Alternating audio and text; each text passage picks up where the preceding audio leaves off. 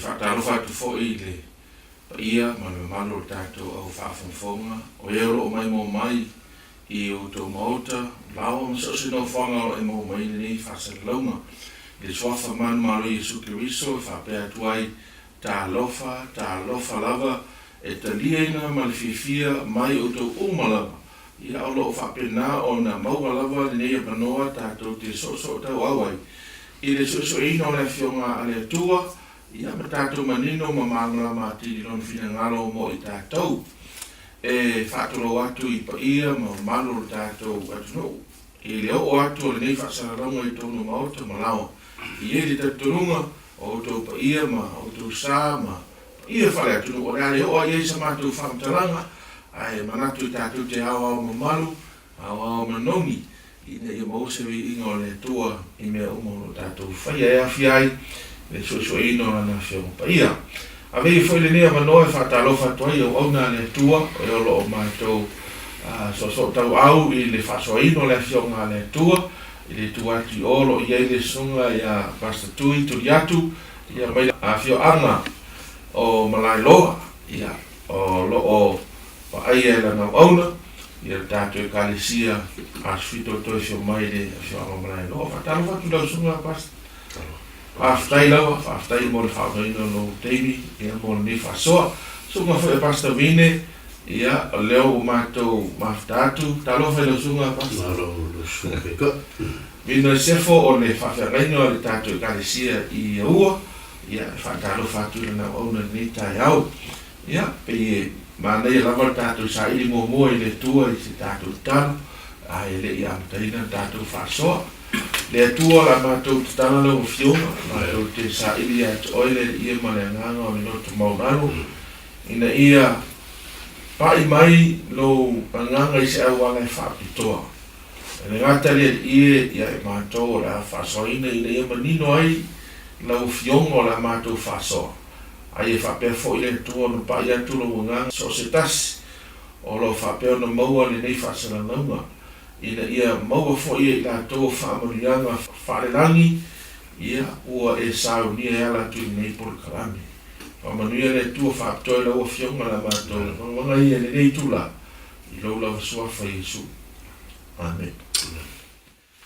O le tātou le sona na fitu le nei o tātou au ia mai o lea ua whaisima mao o le tātou savalinga I le susoina la whionga le atua ma ka whai ai wha le mawhufau I ai o lea o tātou o mai o ngātou tono susoina o le tātou le sona nei kuata o le sona le fitu nei ma o tātou o mai mta upoe ono o le tusi o Roma o stasi lea o tusi e sele ta ua I le talanoina o le soifua pa ia o le tangata le o langa I tauna soifua tangata ina ua uma na tau ami o tunuina ma whaolaina e le tua. Ia, o lau tua tātou le sona I le whaperetania e whaautuina whapea overcoming sin. Ia po o le tau whaina ia lea ina ia whaamuta, ia ma whaato I laloina, ia le angsala. Whapea whiao na whaato I laloina le suifuanga angsala. Ia lau sunga pastorine ma sunga tui ia o le tātou mau au tūre nā lo mau au tātou la vai ono o tātou whasoa I le nei whai kuat nei vai aso I le whai upa sumar wha le lena amata mai nā tātou whasoa whai upa sumar wha ia na tui nā tū le mo ni o rua sau nā whaatoa fo I talai tātou le sona whai upa sumar wha o tātou koe ono a wae le pule le anga sala I a te o tau a wa o to le lofo e tu la fono a o le lofa tu no ia te I sau no ia usonga I le te tala ino tato le sona I le ale le rase ma fo amo au imana to le sona I le vai ngane Ke mo mua no fita no le tu o tato le sona Whaftai fo I le to wha haemane to wha tala le na vele tu mo yo no te tai ma foi le fautu ia le sona le foi le man malo le sa o le pumonia le man malo sta soi foi le sa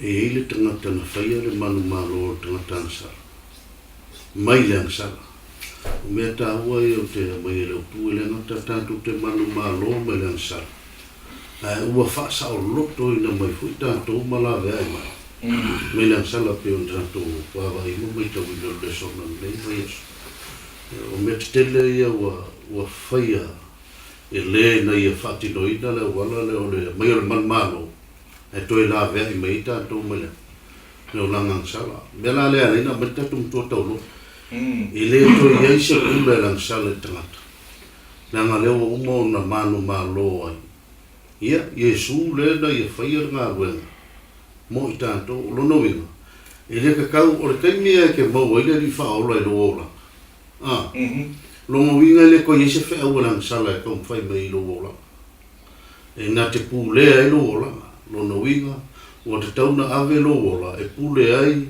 Yesu le na manu malo ina le lang sala le ka ke ola na o le soi fu la la ia e lang sala ai o manga ko ki ma manu malo ai le li fa o mo malo nga pa mai le si e o ia ke e o ki fai fe anga le Yesu e le mo la no te man malo fa malo fa te so e tu i so fa so le vai no tato a ma tol de so te lo so le te tai o tato popla e lo le te milesa na lua le apostolo Paulo te misili on fa fica o le o nga le ka wa mi ko winga o ia nga lua tu la fo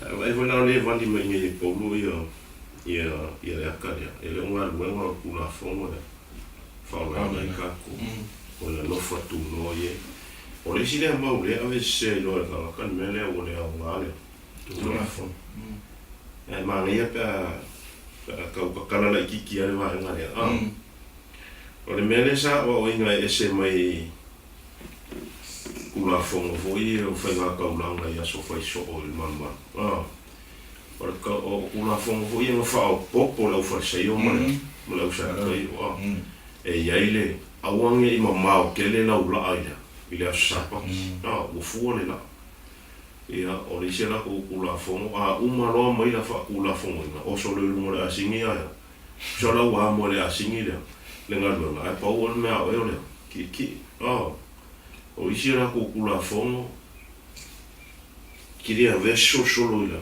il sa pa e fa mau le piccolo o funga na ya le mo e pe o va no lo ia o isi ve mai e va kulo foi le fa fonga na Amerika Samoa e le ka mo e se me e so nga se li sa pa no vingo o le europeo al fungo i pumo ko fa sa nga o ngala le sa mga kula o li o sa ka yo mo la ukusi o ie mo wala le ka wa mi ko ngui o la ngale fai mai lo le o li o sa ale vali mai e Paulo le maula ele ko mo foka ko la longa una fo e mangingo le la kala la posko o ka ko o lalo le lo fa ku ngo Yesu mo lo mo liu e le ka ko sa lo ko e mai amsala ka ko kom fai na e lo fa ku la no la amsala e ala le ko ye o Yesu amen e lo le la ka to o pisi i un melo tau e to lo tato un tau foi onu in light o isin ta o pui o mawai ta si ua to fa lima i o le sa matua sa mala nga e polo i le ta o puna ta wa mi to no ina ta to fa to man to la vai nga to lo foi o le soi forma le ta ke sia no le justification by faith sanctification by faith e ma glorification for ni no mai la le o uma vai nga mo bua la i o la sanga o tangata wa pe orisi le mele le pin sa no velo sunga tu i le nga le te lo tangata o le ngata fe me o le ngatu la fono ai la mal mele no lo fe mai i Paulo e a fo le nei ta voi la ile te a nga ile fa le ta tu nga ben pe no lo sa no ile fa le ta tu nga ben no ni la me fa le ka ko e ka ora ka ko lo pe la sa io quiero calinga de ka ko ko wa a pe la i fa le ka ko ngā luenga, o le sisi mea, hawa tole o sifuanga Yesu e ola I tātou. O le lau whamatale, o le mea le tupu ia o e whai ka lia o Yesu. Le ala whamakana ronu ka upe o. Si tātou a mata pai whak mua mua. Ia. Si tātou whai tau whak mua mua, au mai leo so lo ngalo e tūlanga nā, e taraina e polo la tusi. Walela o umani tau no e mea nā, tau e tunu whatua tua ma vaingana. Ia le ala sa mo so whai upulele o le nei. Te whai tau ia. O le nei. Sea e sa tātou. Tātou te nofo whea ea I le angsara. Ina ia whaatele ia lofa tūno. Ia, sau loa ma le vai mo mua whai upo e lua whai mai. Aua le whapea. O I tātou ua oti I nare angsara. Pe whapea whea o le tātou wola pea iai. Ia, nea sa lua sau loa ngai le mai. E I se si vaenga tā ua polo mua tu polo o. Ia, uia e. Olo ke wawa ia ko ofisiri uma mea ia whaama I le apostolo. Ia. Ia, o la e ofisiri le apostolo e peo lenga sa ngoni le sunga rifia. O nga ia wae, pia stano sunga rifia I e tele tu la fono sa whaanga I nei tempu Israel o Utei. Le ngata I lanto lava tradition po tu mana tu ngadu. Tu la fono I tau sa uninga. Ia tu la fono I le soifua maloloina wa mea umai anga wa umai. Ia ma tu la fono la lea ese mai ina ma tu la fono lea tau lea mio. E peina o lea mai e tangata Utaia ma Israel. E tau ngapa la tau ia li whaotanga. Ono o mea ia. A le whai tangata mea ia la tu te sawali mai ia sawali nga ele si seola. A le lewe mai ia i osile polo. La le winga o le lofa tu no o le ungi wha pesa isi e wale a ngātu la fono le o mea uma ia e so tai mai ngā lulu I le wha o le tangata o le tula fono ia ma le a lofa tu no tangata pia whatai tai a alo le wa ai le alo pitas ai alo pitasi lo wa ia kamini milo ai mea ngā e o I ngoso I kong sapi e ngoko e ngama I leiloa a o le wa ai e lua o ngasai dea ta lia le rofa tu no le li e whaolaina I tātou o le tiuto tangata o whaolaina e leo ta pē nalo tu la fono le amio o le karakta ngā o le tu ai o le whaia la e tangata mea mai whina ngā wile Pafta Aftai mo le whawhisiri le sunga le teita. I loa e tā ua la warta lida polo I whuipuelu. O whisiri mua pēka ku ke nofo pēa ea ia. Leansa. Ko e kali a I polo, aua mi whapea. O tātou o oti la leansa, o le whawhisiri ma whengoki. Ko e kali mea I polo ngā whuipunga e ko. Ua papa tisoina whatasi tātou ma ke riso. I lona mali. E lua ia o onga tele iei nei. O le maliu o Yesu o mai ele ata o le whatuatuanga ma le whamoemoe ma le o Christian. Wa ana le maliu Yesu ma to e tū mai. E le se wingo le tātou whamoemoe. E mawhaila li to e tū manu malo Yesu tātou whalangolango iei. Ma le whatuatu o le mana le to e tū mai Yesu. E whainka ko malo ila. Le ona ngasa. Lua. E mei ea po. Wa papa ki soina whakasi ka ko mai. Mai Yesu longa muli. Inga ua kalo mea ko lofo Yesu I le kunga mau. E le ngā se mai no Yesu ma kanumi. Ka kanumi a malona longa kingo konga kunga mau. O le akala leo me leo pokiso a pokiso. E le kakau pokiso ngā se vai ngā leo. O le kingo. E kakau o ngā kua ko ali kingo I konga. O le kunga mau suawa ia. Ia e whakusa mai e. O le la fou le la saunia. E sawali e ala whakua. I le manga leo Yesu ko e kumangu malo mai. Ka ku ke mangu malo ia. Ia sa. Ia. O se sosonia na pastai. Mano. O le ka kule amatanga fa po nda po. Awai pise ion ongime o makau. Ini me nga ku i ka ka fa mo ngai nga kuspai. Al me ka se kusia ko aro. O le ka kule fa po duas fulu o le nda po lima. Pise ion ba fo ana na wala fa sili le ngano male fa po lu. Si ta ta mo fa mo bole la fa po duas fulu. Ia. Na fa po le fo le tu la fo no ina ia fa te le ia sala. Pe tai mo sili la vale no fa tu no ina o fa te le ina le sala. Ia. Pe me na lo o wa ai ko au ye. O le fa te le ina le sala. Calcula fo. O le ina sa fa mela ia o le kele fo ngole. O le lo fa tu no wa pe se ila me le tau tu le ta o le lo fa tu no. O lona winga e la ina ia whaatele ina na rofu no e ka uma kua whaakele tano. La se lua wawai i le sauanga lea paulo na ko ngale winga o le whaktaranga wai. Pe a wawai se i tangata whalele i le mea pe se inga pōringa mai e tatau ano ta ola i o langa laka ke ola. A wai ke lere rofu ngoi. O le kue whamanga luka ika. E pe sa o le pele. Ki loa e o la ka ukala paulo i le mea huile o tangata e masala i le ola. I le whape o la ka ukala paulo la ngai le oki lea. Mo ia e le oti sa tani lea nga ke whaia maile. Lea mi o lea ngai le o langa tangata ma maile le o langa whaila le o tangata whiwhi e whaile mele o soli o le. O tula fono. Ai o lea le lo loko le masala e whaia tangata. O lea le mamau o le mea rui tangata. E kuri loa e le rafatu no le li. E le pei o ngaka a umi longa e whaiwhaia ma kele o mese i risinga. Nga ilo leo kala ia. Nga ele kai uma le rafatu no. O le rafatu noa o le tua ia o ngā i tengi uma. Maso uma. Whakua a uma le rafatu no le tua. Ia o ke me fio me le. A le rafatu no le tua. Kia ngsalangi. E koe ang sarakaya, e tuli loa o le roftu noa le.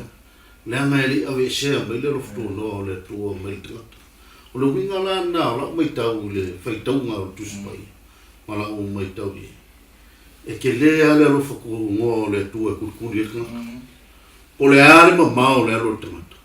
E le sikeme. E le kai a hoi solo muli le luako le roftu noa tulu lo tangata. Ia, o la ulea. Yo le skimi o malero ko ngote mi wa o mutairo so ifu. Ya wana vere na mo e ka walo so ona vo la ve belo fa to a umana sa. Period. O inga vo nga tele nga vo nga le futuro. Fa fta. Ma afta. E ka vo ke ale e le fa la inga ele ese ele va per a soli le kula fongo e le me che fai mai kula fongo solo in ecco. Come fa che le non sa o le sa wa a fe me la sa la awo a ko fai no e le ia mo se me kula fongo no ma lo ko al ma ia la lo ngai lo le mau o le ale che lo o ko se soli kula fongo e che le kula lo fongo ne tu si le kulo nga lo fakumo e fai un malo e ka sa ke le la io tara le a mai bo moni me poro ia a wai pise i mantu fe i sta kore so mai uma e dua le ia e dua group of people a po into nga tangata inga to support al vai nga ole the legalists ia ma le ka antinomianism de vai nga e a fo e ola fa so mo vo la le so ia le le la si le ne sa no sunga tu la ma papisoina nata o le ase ma fo anga mo fai mai e paulo fa pea e te tau la no o titana e te tau no o titana tu e fu e le fa no te tau tu e tangata o sui o o ma ka pele o la tu ai le si o tu a fu le ma me le o la toi fota ida e te savali e le soifuanga ma le o langa le kai pe mele ve mai ia le mau le roma le mai o te tanu fa tasima ma ke riso I lona lava mani o le wala le ta sile o wala fa manatu e tangata le mani o ke riso I lona ola o le tanu mia o ie le tunga mausua o lona toi tu lai mai la le o ave matangata fo e pe on toi tu mai o ke riso o le wala le o le pautiso ino tangata pe ona mo fa so vo le sunga fere ele fa tutulua fu ila le ele na le mo ulu en sa o tangata pe vai o le ulanga tangata o le ulanga ato tangata ta fili sa no ele sa o le taimila le tu e lo tu mo so mai o le fa tusa o te tanu fa tasima ma ke riso no mari to e tu mai le ola to e foteina mo fa mai o no o ma fonga na e tawona no baptiso tangata o le fa I lo te le atu istangata se wa mai le tu le swing o lo la o me wai uma le o kango a le wa makango o le lang sui ma no fa le so lo si fi me lo la ma fa la ma lo la fa ti o ai pi se yo le mere ta to bi wo no futa to tu ese ir me ir wa o le la ma fa la nga ta wa no fu mai il tino fu mai fa linga e fa e to fa ali mai I me la u fa il tino tino infatti no ia o lo che ai ti pago fa ba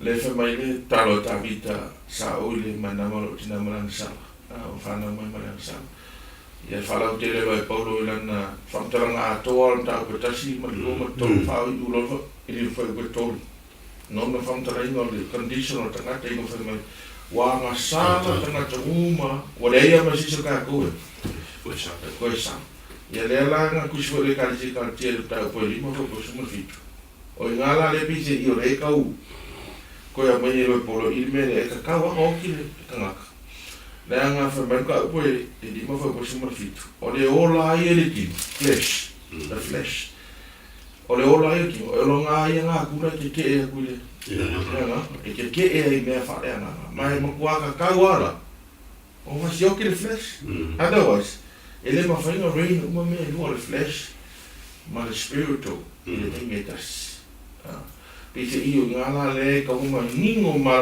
le itato ono ta o le to ta no ino le o le ola fa le nga o le ola fa pa ina e te tau no to ma nino po le wingo le na awa e fa no ka ola fa favorina ka ki ka sika pa ki me uma pe ola fa saio ai mo kwa iloa le sesenga inga ua faari kingoa motives motives ai inga ua fio mai esu mo kwa ali mai a e se le motive langa fai fa se o ko singa kula fongo ai o le ola faari anga ola faari kingo the flesh it was the flesh pisi ila la ua ai ki nga le fa mai po le ka wala nga no ti fa la sitato ona ola mai dole o tanga wale to e ola fa velo cartier go fa lo su wale to e ola ya o ke viso la le la uso I fu to ni ta wala la le la ka mi plan ni sin ta ku le su fu si ka fu ka ko su go fa mo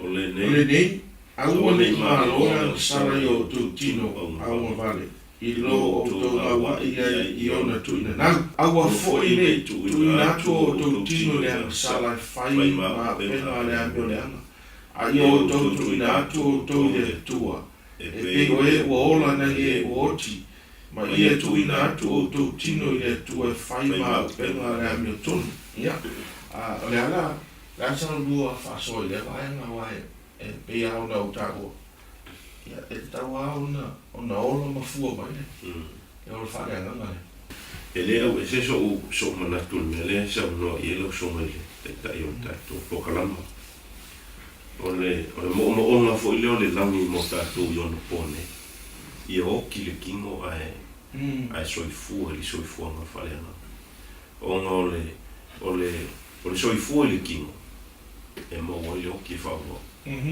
ole soifua le fa le nga e mo ki mo o le langi mo le ona fa o ka ko o le o ki la fa ki o le o ki me o le ona ngi ia o le whamaulunga. O whalia vale. Wa mwhaianga pese leo whai pese ai leo soifua leo longa. E mwhaing pe lau e mai sa paki a makua ka mui mui o. E mwhainga fusika ika mai a pisepe a nganga umare kua o makua rang whai ala. E pui paku. Ma le leo se wika. Al mele mga o ile tu. Ia kangu leo longa kuai. Kangu leo longa kuai wae. O le ar kako ia ile loku ma kako. Usa no kom foi o apalai ngai kai mil mele. Ele o le ar kako ile loku ka o kako kelisia. Ale o soi fu le mele fe mai e su o soi fu fa. E mo le ia se ma kako ke. Ale o minga e mo mia no ma lo le sa. Ingo le sa. Ia soi fu ke riso con o kako finalo mo.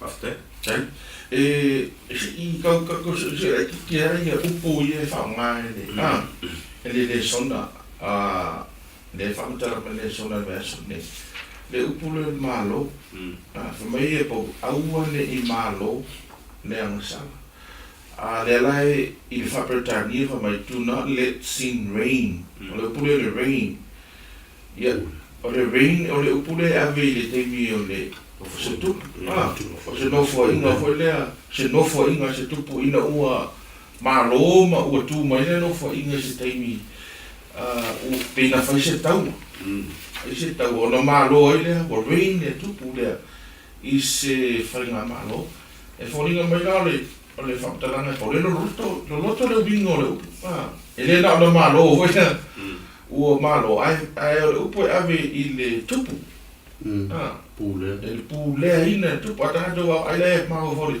o mana tu le pule le tu sio o fata otto ai le fata otto o le pese o le ai la uma o le upu ale tupu e o ti ai e o lai fo no vinga e malos o la na pule la sa le loto tanata e fisi io mela ga kupu ya gako e makua ma vola ku le kala ai foi a paulo mal kala ka vika wa sala tana ta ai fe ka vika o fa ngau mai male anga sa ele ya la se choka ko ele rain ele le anga sala foi ko mele rain o le anga sala ie na to ale rain e malo a ie ki ni uma la sa bu fa pula ngole te loe ka ua vai no ka ko le sona wale le so ma le vai no le so le me pu le dansa na le to wa mata me le ole fa kanga le sala i lola ele ko yeso o ia me fa ole ka fili sa mo le sala pu le yanja o me umana e ngau le sala e fa i lola o le a e lolo e fai meu ma o le tui nau o le si kasi la nga o ke le la nga le iko i le mele o le tui na nau e o longa o la lang sa le tono o lolo so lo fai nga fia e o e fai o kui nga o le o langa so sa e fai ka nga e koe kau whamamuna sei wana nga e na pe a kaku kala le kiki le vai o le kore so ua whakanga lo le pulena ale ami o tono o Yesu le na ke pule i se me le pe ama figa o ma velona i o le sui le pule o sa o le koe i fola ne o lo kuinga ala e ona ki fia ma fu koe le o le kasinga vai nga e laka wa le so e whakanga o le kako le ang sala pe ama sa o lo mo ina e pule a koa le ang sala i luola ma fu anga nga e linga vai mo fia i sile o lai kera mau foi me ala ngora sala ku le yo ka mo foi me ala ngol ala foi me le si beta wala ke va va ile le sona i me le malo le o le sala ka ko o le sa va mo fa ka ngai le lo fatu no mo foi ya ka after mano after le super tu so e maningo Kako soifua mai le o langa anga sa. Ai o la Paulo ke mawhaia mea uma e whakasio ke Filipe wha supo. Rongonga, e uia o kako soifua mai mai ngā kura anga sala. Ai le kakau o ngā pūlea ka peo le pūlea. E le kakau o ngā pūle le anga sala i o kako. E kakau o ngā pūle le rofo Yesu i o kako whingalo whamoe. Pela ngā samu. Tari e le kau whaeloi ngā ka lai ola i o la mwhatino. E mwhainga loku ai le rofo Elisia. Le si usua ka ngaka. E launga ai makua le ai ase fōringa e ola i le launga lai whai e. Angar kene anga kako e ola wha fōringa. So, o mea nā leo whai mai le songa. Ka mwhai ongi pūle lea. Lea sa. Peo le whaasoni kai. O whaitaua ti vanga e le susu enga le songa raso nei. Pero sa lo fai sunga le te maho whau ai upui ai kua. Le ofisi. O le hare me ta ola masala. Hare me ka ola masala. Walela pe ingo sa rosunga a vine. Lera whai batus pai. Au ne i pule la masala. Ia pa. O le kelo ke me define ka kula masala as an act. O le soli tu la fono. Soli tu la fono no ina wai masala. No. It's an act. But it seems to me this statement of Paulo. It's not an act. It seems to me it's a state. It's a state of a person. No minga. O tato no minga la ese the definition of la sala de ta noi Paulo. Ta wala ya o le tato e o tu ai i upui fa ngai Paulo vai be for in mo upule sa fa ngai. The Roman night to foi to sumare no le hamatia. Hamatia means it fa eleni Mr. Mark. No, ole state ayo tato, we Mr. Mark. We are sin by nature. No, tato, tino lo ola ida. Yes. Le ma lo ida, le rain ida, le la fa mai polo. It is the tawala o ma me, it is the tawala rain hamatia. Wale. Mena hamatia ito tono tata. Only rain na sala dia. Bai e anga o ka o i sima ko le songa foi. E ka ni e ma ko ko lo ka fa ku mene. O inga o e no whanau mai e ke roko lea. Ngā oa o e sisi ke roko lea. Ngā oa o e isi mea lea, ngā ioku inga ngā ulea, ngā ioku inga ngā ulea. Ele o mea e whauringa mai ngā pio ini ko kongo ka kouku inga ngā lea, ngā ia ma mea i o loto lea, ngā ma isi mafo whaunga lea, ngā ia e tato. E pi whauringa mai ni mea ngā ola mai ma whanga ngā mea kako.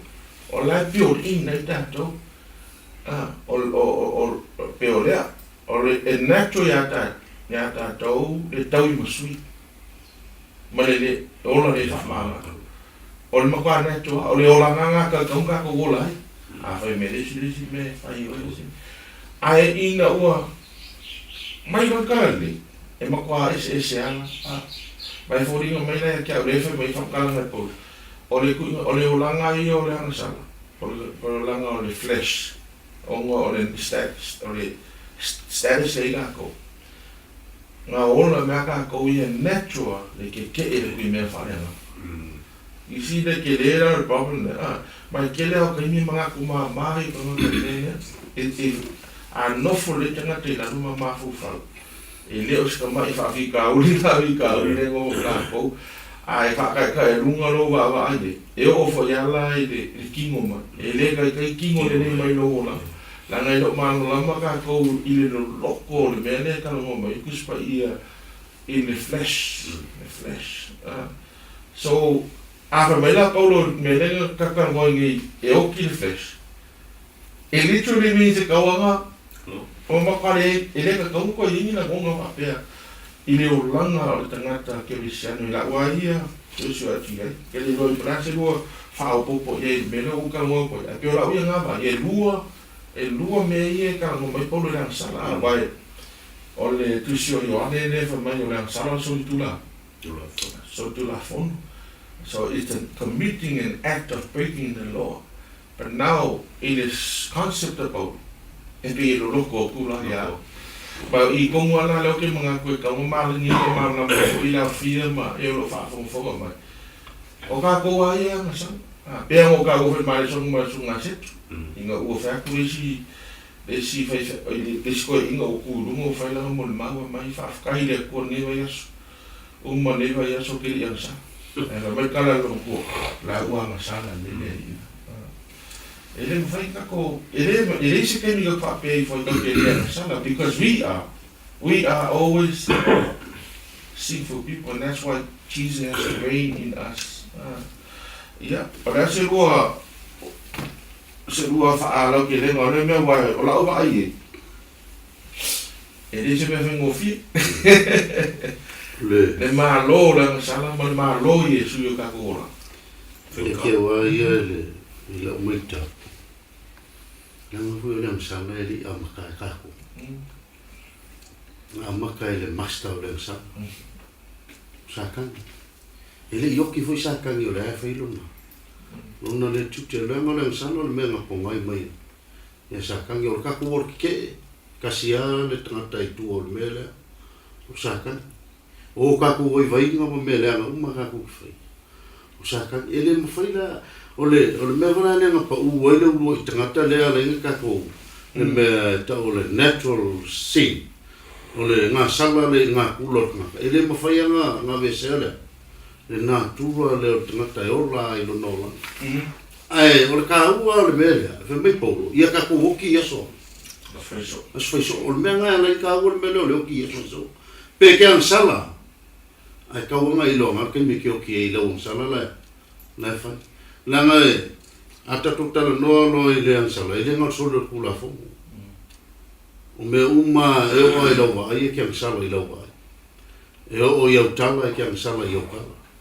So se whatinonga e ke whai. Ke ang sala le kau ka lei paulo ka whai ka kukse e kun tau pe fitu le. Mai paulo. Ngō mawa whau e whai mele li. So le au loa ngāri e I ui whai mele anga le ngō. O whai e I kei me e whape ngā I langar kia paulo.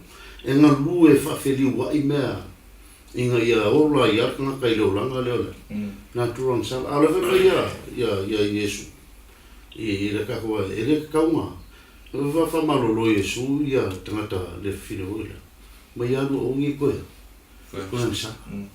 O le whanga ngā ia ngā le langi au ngi o kako. Kako ang sala. Ia kako woki mai la kako ang sala. E ui ar kako ngā kula. E ka kauanga sau seisea. E ka pēlo tātou nā turang sala le, o le fisili, o ai. O lava Yesu, o kai mea e Yesu, hoki hoi le kuang sala le, ai ola le pule le amio, le amio tonu o le kukulo mea, le pule le amio tonu. Ia, ma le pule le ansala. E tau ala no maa lo atu ia le anganga o le tua I konu tātou. Nei lo le natural person nei. Ka ua ia kia ude mea ngai, o le challenge le mo ka koe kimi ngai, the modern world. It's all about us. Pengo o ka ua si sila unga o whenua TV e whakea. O le kele au ka ngaka ia me ka ua celebrities. E ila ko whamaranga me, trust yourself. Trust yourself. Ai, o ka kuro, o le mea siri renga whawe ori. But it's always self-centered. E ngā kā koua e kaula I me uma, selfish, self-centered. O I ngā lai noa, o lai kua I veni nā, lai ma kua pulu le ala ngā sala ia kako. Ai kau ke whai alo me le senta ia kako. I ke rola me ngā leha me kaku, kaku susu. E ngā ni, kako, si kua kula mwai a tu pesisi wha popola, ka lai tau kiri me etu vai ngā whaiku sumur wha. E mani e le mai ka whasoa. O ka me whai ka umeli me le kongo koe. Ia. Tawa e usa e leilo ar ka ngaka oe se wā ngā ua e kunga ka iau mea lefa. Ngai lo le anga kua pule ar ki a pona longo. Le pule le usara. O fua. Ia, o fua. O riangele. A ka alofa la. O le fio Yesu loko. Ai ka le alofa lungo uso ka ngaka. O le anga sala le pule ka. Ai ka wolfo ponor ka ongi ua kan whakasika ua sala ma le Yesu. O ti aso. Al maho ngai ka o ki aso. Awa ka mai ale o ki aso. Yo kamangan mo muala mai kaya o e mo muala kaya e taula na filifili o ta o foi lá men ne yo no filifili no ta o lo filifilinga fa vai be o e ala filifilinga mai e sa go foi lá sunga pas que ele fa que me que o ia sakangi que lo sakangi is just an external force a me mo ia lá o ka ko ai fa ia filfilinga o ala ka sa ka ngi ka ko ia o ia i lo fa o e fa ka nga ki a polo sa ka ne o manga e ta to me ya tu lo fa ko sumo o le to ia ni la ta to la lo tu la fono ia si ta to fa ta fa mo le fa ipuna e fumo le ono ia to te leilo e o le to te tu ina tu ia o to fa ma o na ana ia o ana o to te au na iai po le masala e o ai leoti po le ana e o ai le ton ia te ole fa la te le mai ile ta tu tele no nga si to ta to fo ia to fo ko shume fa ia awa le pule na masala ia to awa o to le no fo tu la fono awa no fo tu no te no mo ta to fo ta ba nga le ale na ta fo ta u ia le la wa o le ma mo mai fo u puia si tau whawai mai le tātou mauna maanga i whako sumarwha. Ia lema o mai lola sumarwha. E le tona nofo la tātou lalo le. E le ngata i lalo le pule angalanga sana. A lalo fo e tula fono. A le alo tātou nofo i lalo le lalo fitu. Noa si isa lo ia bustunga pale hane tāu o lea whasi fai tau i le mauna maanga atua soifuanga whapai i whatau. No, vamos a comer, vamos a comer, un cajón. Basta ile vai ngale o pule le loftuno. O kako le kako ola ila lole. O le loftuno. Ele va pena kako ola ila lole loftuno. O mai pule ele yo. Yo me fai. Yes. Wala ngore kele ngata le il te mine. Manola tu te nunga mala ko viu i maungi la ko ke mai anga sia ska mai mele kikia le langu mai le mele ka ko kai o la tu lango na o ka kai le mau bele la tu e le winga le ma e le ave vo le loftu no le ka la ia yuta ile tu so yuta na ko te so yuta mai o ne ave le loftu no pe fa matai fa ma me fa matai tu tanga no winga pe o tanta voile ta lo ngola le o le kuama me la va pe ngal fa ngolo o le na to le apostolo ut o wangi ya vele lo ftuno ma me ka ku ke ka alo ma fia e faile ang sala mal messe wala nga ia pe ke fai mai ia le ngale o karia yesu o le lo ftuno o ngai pule ale o ile o langa ke ik fai le ai o le lo fatu no le tua ka ku ke o lai ai ka ku ke muli e kali ile lo fatu no o yesu ma mai langa nga pa ia inga ia ka ko fa pa ia inga ka ko la o le winga la le lo fatu no ia nga ia ma fai o ngai o la ile o langa fa pa ia ina ia so fai so ia kai ka inga o ele nga pa ia nanga lewe we kalia yesu lo la we avea lo fatu no e fa lo inga yo o lo kiuki o lo fala no lango le ile nanga pa ie fa foi inga lo sa inga ie o lo pa ie lo la o si ole pa ku le mele fa un morka koma o tanto o lo ile lo fatu no ele o le lo fatu mo ka fili sa mo ile tanto o la o kali le lo fatu no le e kau mai sau me fai le lo fatu no le tu ma fai mo ka mo ta pa ele manisi me lo ka ko ma fu ele ka ko me pero so ka inga nga le lo fatu no ma le tu fatas mo ki so le fa pai e fa ngai lu ma a ko ku ma lo i flo la ka ko so pai lo ka te lu fa ko lo su ele o ta to la le ko ku o ke viso le o reina le o ko le mama no ke viso tato o le ola o ke viso tato ele o kako ai o le no faku ngole ko le te o ka ko la lango ko ia sa si sa mo ia sunga tu pala sa okay lo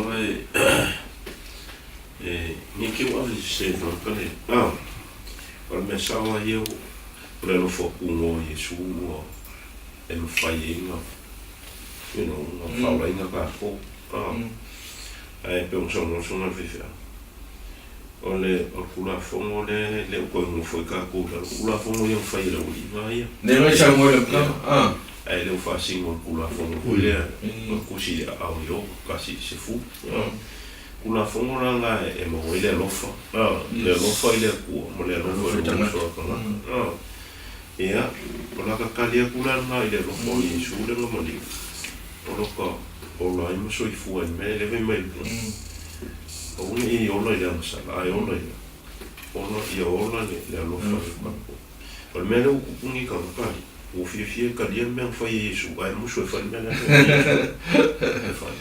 sa le ia sa ma le so mo le ma o su ma vi fa e le ave le lo fo ku mo me ka fi sa mo o wale ka fa le ngi alu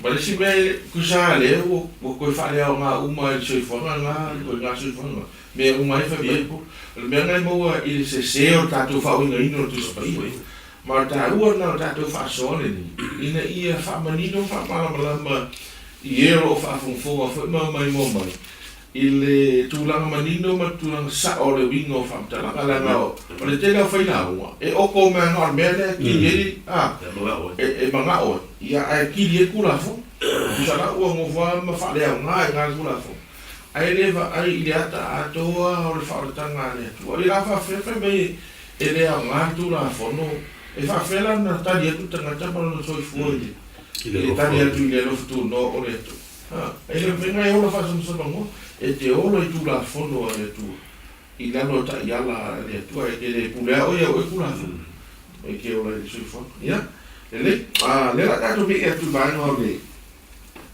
yang sala ia o le usta de la ta to fa ta o ta to fa una smreo ia ma le smrfitu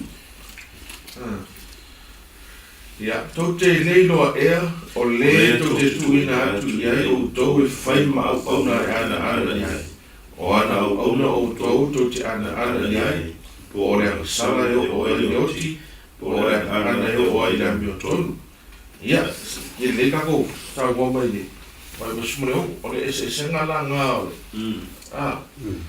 o le tangata te usta ia ma e fa lo en fa to no ma tangata e le usta ia o le asa lua fa lo tre no na vai no tato fai tau te lo e le ko ka u ta fa fon mai mo si la mai ia e na ko mai mo o le ka ko fai ka u ngala fa ma kala e mau ia io e fai ka ku ke wa vai por ka ngaka o mo ile msal e oile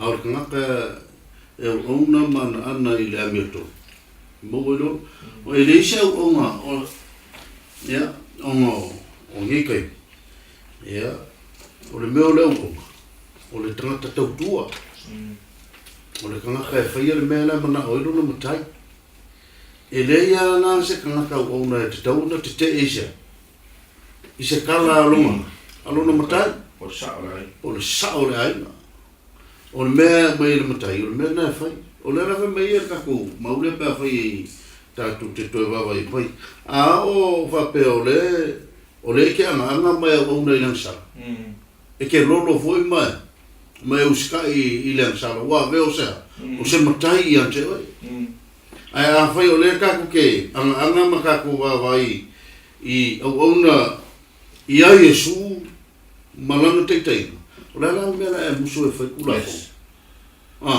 o la e uska e kausile le tu la fo no le tua la nga o fuari ali le e fa mau ni ai o le tangata te alofa ia e Yesu e le ska ka me ke alofa le kama a muso e fa me la me le kama se va nga tangata o tangata e meta we lo no winga e le moni o fa mtalanga e fa pe mai se o ke alofa fa mau ngi o ma ai ke musu e whaile mea lai whai meilo ka mamalo. Malo tina pe whai Yesu. Whai ka Yesu, ko whai mai o ko wari. Ai ko ke musu e whaile mea lai. Leo ke whai a koe ke o ko e whai. Ai, ile mau, whai mai. O le au e te tauna. Ia le upuka ua le ana. O le anga o le whaaloalo. O le awa ki ngāo mauskai. Muli i lomatai. Ia, a whaila o la le wa kau o sau o ngai leri. Ia o la mea la walo e fu ke o ngai lang sala, aro ke o ngai leri. Ia, whawhaka. O tala a te spai ole, e si le stata. Ngai lo no. Paro, whaftai. E no mo fian makaila ke o ngai i la kaupara. Amen. Whasau sili. E le lore wa mai siu soa ka la. E le alofo. O fōringa nga e lo alma kaila ka kia o. Amen. A ka ukara i le alofo. O la ka mio fa. Ngai lo lea. O la ka le au kongo le. Le pūle a Yesu soi fuanga. Amen. Ia, ori si mero ke wakoi. E le ise me ka o se kuwha. Vai wakai i ka. Au ngarang sana si dilo au ngal pelang sa. Au ia Yesu au ngal Yesu. Lua me i me polo i mo ka ma oki ya me. Ia ma ang. Au le faku. E kwa to nga le ke siang mo. Ko ke o i loku ia e pise i fōringa mai le. Mo ka le ya. Ia ma le to e ka le ku su falinga o le ma di le. A le lai fōri no mai taua na matua ma oti po oile ma tai ta o nei se tatu o le foi u pois fuma fitu fa mo le lava ai e fa tai le tua e u lava ina fa o to ma o na sa a o to ma wa nei ma le loto fa a o ta o na tu ta ki o to ia o pula ta o le fa mai fa a e le nga o fa a mo lo mo la le ma nei o sa o le so ma le sa ia ai ta o fa a Whaile so. Io, wha o le ola i le me ole. Wha te tai o na oti le osi as whaiso. E wha pe ira no le oti le as whaiso. Au ke whia mai a kama whau. E uila vai no tōnga wa i atu i hansa. E whaftei le atu awa. O koe a mai a ka kōma sui mai. Pe a whai ke wa mai whai puma e koe mai kau. Hei e whaaftai le atua, e ui lawa i na whai o tō mau au nā langsala. A ua o tō ngā wai nei ma le loto i le whaawa. O leo kau kala paulo i le suingore. O leo langa o tangata ma le mele sai e. A leo fuli le kanga. Ma leo kala paulo, se whaaftai i le atua ari. E ui a le sako whai e mese. A leo ko ngā wai mai kuk whaawa o le upo le atua.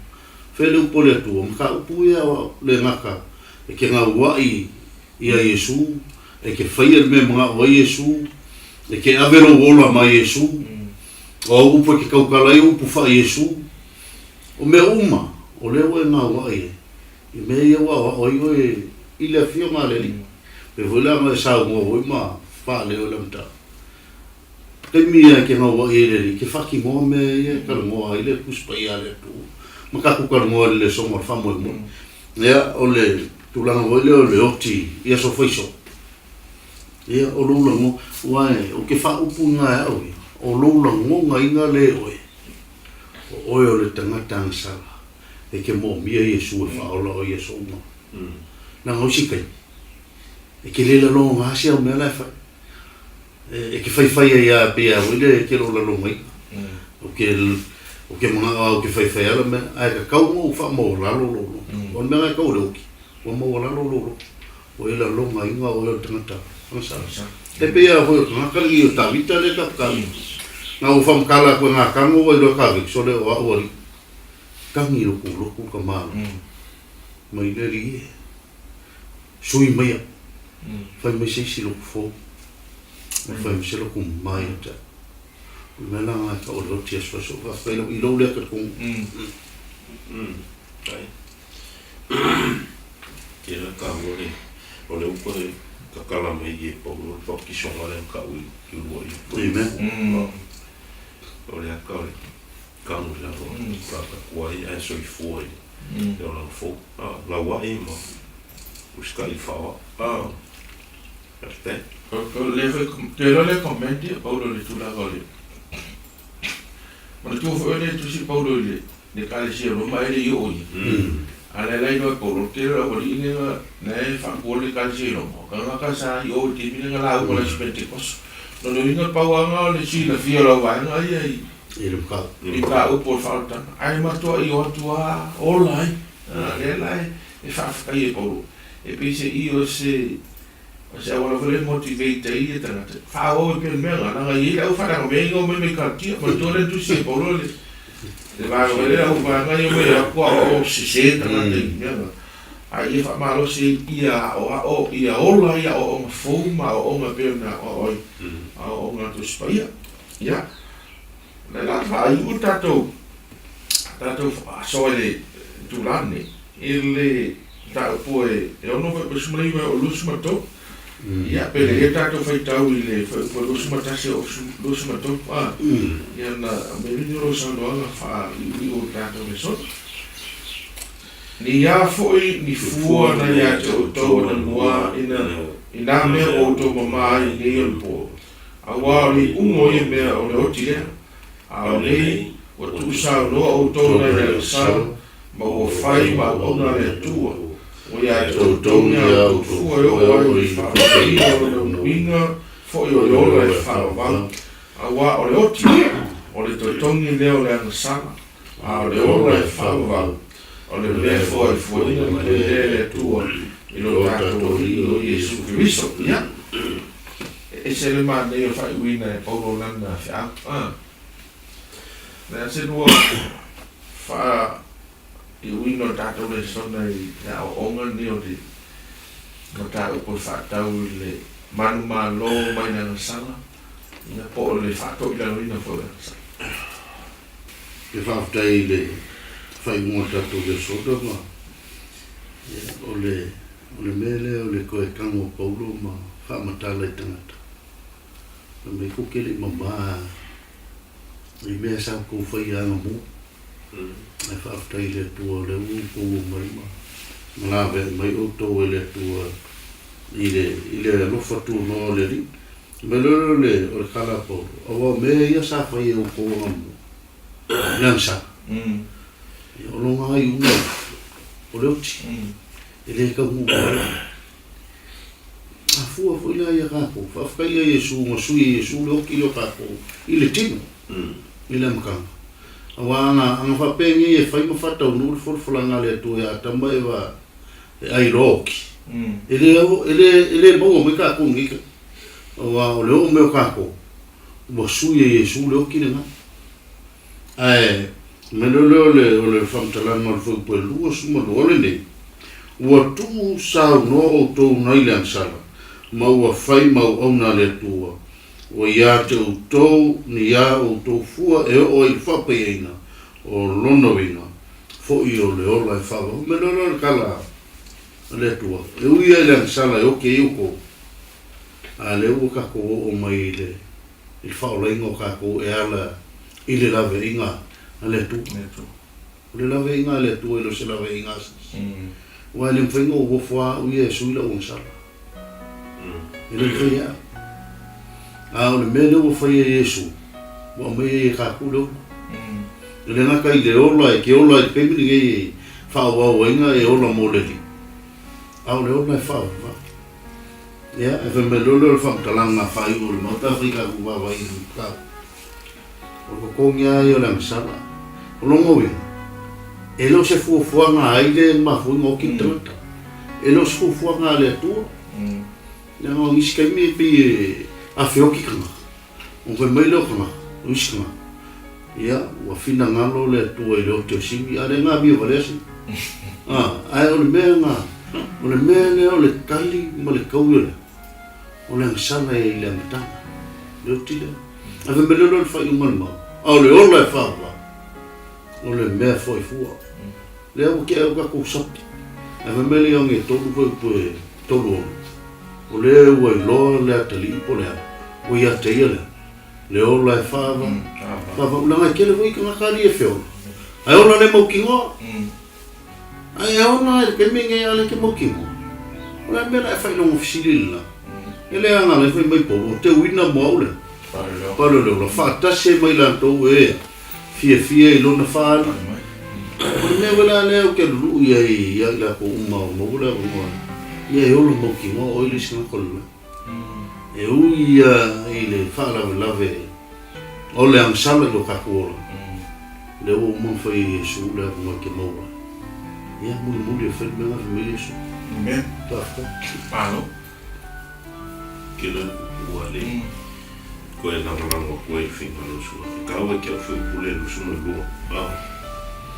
Au le nei, ua kusau noa, o tau nai leana. Angsala. Ma ua whai, ma au nā lea. Ole tanka ole songa le. Ole hoki le, o ranga koa. Aia soifua e kane. Ole maliu Yesu. Ua ave ese mei ka ko ma iai. Amen. Le oranga koa I leo le. Whamawalunga, whaasau ai pe me lo Yesu. E leo koe whaia o koma au ongo mea. Au ngai leo. Ia, ka se ia. A veri upo, koe whangu I whingara mwhamu moe. Ngā kako ka ngaka. Ia, ngā lawa kako ka penanga mo rangi ma le ona whamu. Whaftai? Malo. Pese I o leo uto I whaftai atu lau vei losu. Ngā pese I la upo e whapai koe I whai upule losu man koe. O koe au mai e paulo Intau whai ono a tole tatou so ina nei ma tatou whakatanoi. Ia le tā ua o le menea o le ola whapai ina. Awa e le tangata I e ola I le maana malama ma le maana whanga. E whapea. Ai, e me la ka ola whapai ina. Ka keo o mali oki. Nane o bingo ha mingo ke kau sau goma iri I ko siko. E o umaka kule. Kule ha ula ula. A ola le whapai inga kule ha ula ula. Ai vai le se senga le whapai pau. Ua ngā sawa tangata uma. Ai whai ko pau le whapea. O le tutongi o le o le angasala o le oti. A o le ola e whapawau. O le mea fo ina mai le tua I lo tātou I Yesu Kiriso. I ka tene se senga. A whamela tangata fo ina le ola ia whale ananga no maa hofa. E le malama me whale ananga ne. E le tā ua le a tire ola whawa. Ai a tātou la o tangata kio siana. O ta lia rai nā tātou Yesu. E te tau tātou ola ia Yesu. E ola whapa ia pule Yesu ia tātou ma pule le atua I o tātou ola. Ola na whai umana. Ole ole whawa. And that makes life make sense to us. And all this time if they toke ola whapa ia inga. E ka ua ran mele tu karangoa. A ua e leo karangoa ka kou I le koe ngā o langa hoi la le ola kimi nge e me sa hua ini e ola whale ko poi mai le lopo raska ngu. A le tau no tātou le ola e whai kua. In which o le kero kako e take for granted. Le wa mai le te o laptai.